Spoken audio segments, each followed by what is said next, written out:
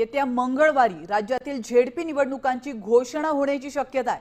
50% मर्यादेमध्ये आरक्षण असलेल्या 12 जिल्हा परिषदा आणि त्या अंतर्गत येणाऱ्या 125 पंचायत समित्यांच्या निवडणुकांची घोषणा राज्य निवडणूक आयोगाकडून केली जाण्याची शक्यता आहे। 50%पेक्षा अधिक आरक्षण असलेल्या 20 जिल्हा परिषदांमध्ये निवडणूक जाहीर होणार नाहीये, तर सुप्रीम कोर्टाच्या निर्णयानंतर 20 जिल्हा परिषदांच्या निवडणुका दुसऱ्या टप्प्यात पार पडणार आहेत।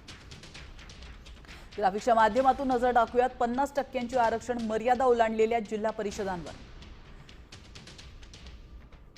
तुम्ही पाहतायत नंदुरबार, पालघर, गडचिरोली, नाशिक आणि धुळे या जिल्हा परिषदांनी मर्यादा ओलांडलेली आहे, तर अमरावती, चंद्रपूर, यवतमाळ, नागपूर आणि अकोला, ठाणे, गोंदिया, वाशिम, नांदेड, हिंगोली,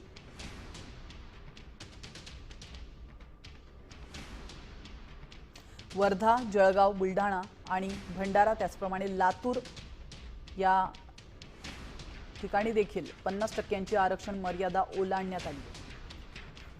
तर आता आपण पाहूयात 50% आत आरक्षण असलेल्या जिल्हा परिषदांवर।